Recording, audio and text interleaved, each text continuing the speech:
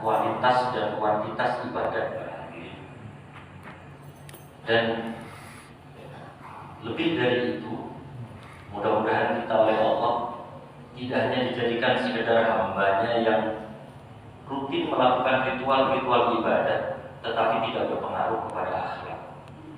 Mudah-mudahan kita oleh Allah dijadikan manusia yang mampu memberikan nilai lebih kepada ibadah-ibadah kita, yang mampu menjadikan ibadah kita sebagai pengubah moral, pengubah etika kita di hadapan Allah dan di hadapan manusia. Karena salah satu fenomena yang cukup menggelisahkan para hadirin saat ini, betapa banyak saudara-saudara kita Muslim, mereka taat beribadah, sholat berjamaahnya bagus, ngajinya rutin, pikirannya juga rutin, akan tetapi hampir tidak ada perubahan sama sekali terhadap moralnya. Kebencian kepada sesama masih tetap, keinginan untuk menghancurkan sesama Muslim pun masih sangat besar. Oleh karena itu, sekali lagi kita berdoa mudah-mudahan Allah menjadikan kita hambanya yang mampu menjadikan ibadah sebagai wahana atau sebagai alat untuk merubah moral kita menjadi moral yang lebih baik. Amin ya rabbal alamin. Para hadirin, Al-Quran adalah satu-satunya petunjuk yang Allah berikan kepada kita, yang apabila kita analogikan dengan sesuatu yang kita miliki di dunia, Al-Quran ini adalah semacam user manual atau buku petunjuk penggunaan. Jika kita memiliki barang elektronik dan di situ ada buku petunjuk penggunaan, maka buku petunjuk itulah yang menjadi kitab suci kita dalam menggunakan dan merawat barang elektronik. Jika kita langgar, barang elektronik kita pasti rusak. Demikian juga Allah telah menggariskan fitrah manusia dan hukum secara keseluruhan, secara global di Al-Quran. Dan kemudian dijelaskan lagi oleh Rasulullah di dalam hadis-hadis beliau, di dalam sunnah-sunnah beliau. Kemudian dijabarkan lagi oleh tafsir para ulama, sehingga kemudian timbullah disiplin-disiplin ilmu yang berbagai macam.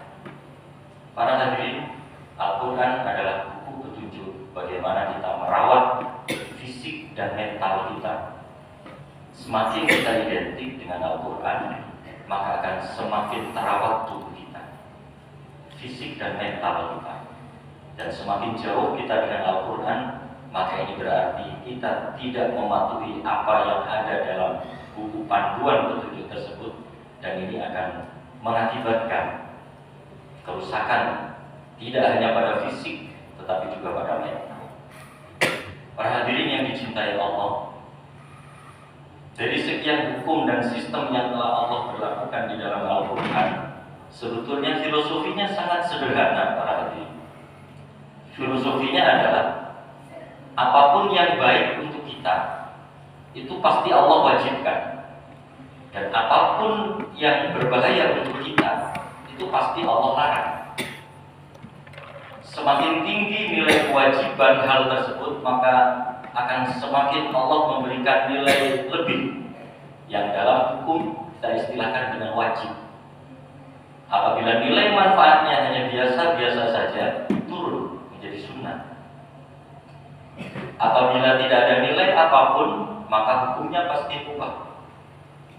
Demikian juga tentang larangan.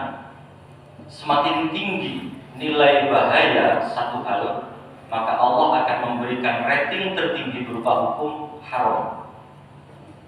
Ketika bahaya tetapi dalam level-level yang rendah, Allah berikan hukum makruh. Filosofinya hanya itu saja.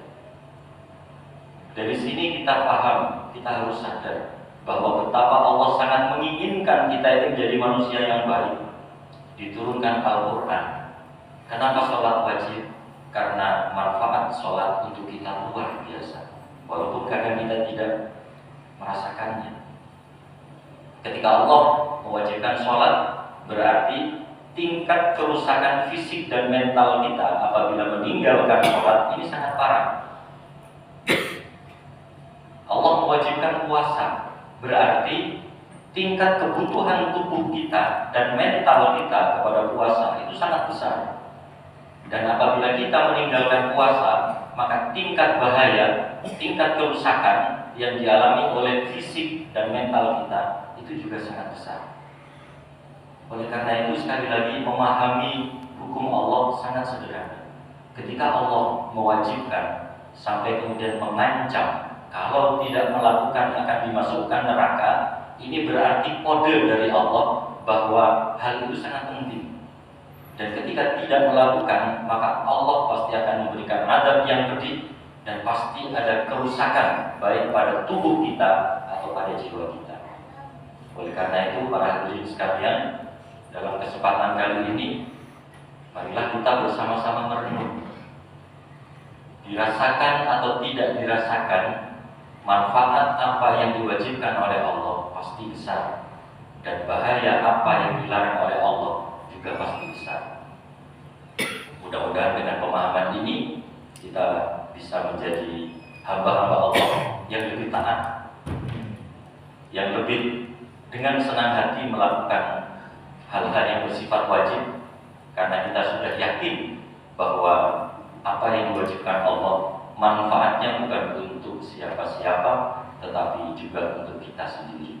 Mudah-mudahan kita selalu diberi taufik dan hidayah oleh Allah Subhanahu wa Ta'ala untuk menjadi manusia yang selalu berbenah diri. Amin ya rabbal alamin. A'udzu billahi minasyaitonir rajim.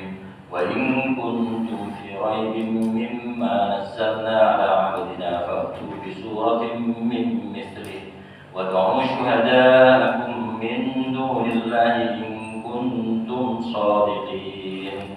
Barakallahu li wa lakum fil Qur'anil Karim wa nafa'ani wa iyyakum bima fihi minal ayati wa dzikril hakim wa taqabbal minni wa minkum tilawatahu wa tadabburahu innahu huwas samiul 'alim. Wa qur rabbi fil warhamni wa anta khairur rahimin.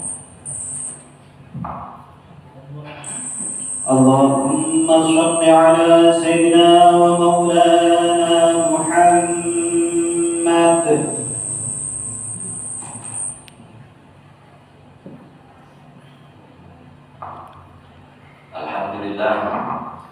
Alhamdulillah hamdan kama amar, wa asyhadu an la ilaha illallah wahdahu la syarika lah, wa asyhadu anna sayyidana Muhammadan abduhu wa rasuluh sayyidul insi wal bashar. Allahumma shalli wa sallim wa barik ala sayyidina wa habibina wa syafi'ina wa qurrati a'yunina Muhammadin wa ala alihi wa ashabihi wa jami'i muhibbihi mattasalat 'ainun bi nadharin wa dhulun bi khabar.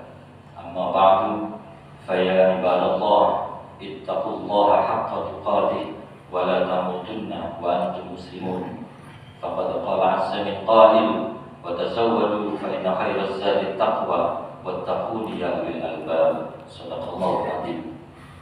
Wa'lamu anna Allah amarna bi amrin bada fihi bi nafsihi wa thanna bil malaikati musabbihati bi qudsihi. Faqala 'azza min qa'il inna Allah wa malaikatahu yusalluna 'alan nabi ya ayyuhalladzina amanu sallu 'alaihi wa sallimu taslima. Allahumma salli wa sallim wa barik ala sayyidina Muhammadin wa ala ali sayyidina Muhammad kama sallaita wa sallamta wa barakta ala sayyidina Ibrahim wa ala ali sayyidina Ibrahim fil alamin innaka Hamidum Majid. Allahumma ighfir lil muslimina wal muslimat wal mu'minina wal mu'minat al-ahya'i minhum wal amwat innaka sami'un qaribun mujibud da'awat ya qadiyal hajat. Allahumma arinal haqqa haqqan warzuqna ittiba'ah wa arinal batila batilan warzuqna ijtinabah. Allahumma jammilna bil afiyati was salamah wa haqqiqna bi taqwa wal istiqamah wa a'idna min mujibatin nadamah. Rabbana innaka sami'ud du'a. Rabbana atina fid dunya hasanah wa fil akhirati hasanah wa qina adzabannar. Ibadallah, innallaha ya'muru bil 'adli wal ihsan wa ita'i dzil qurba wa yanha 'anil fahsya'i wal munkari wal baghi ya'idukum la'allakum tadhakkarun. Fadhkurullaha al-'azima yadhkurkum wa la dzikrullahi 'azza wa jalla wa akbar.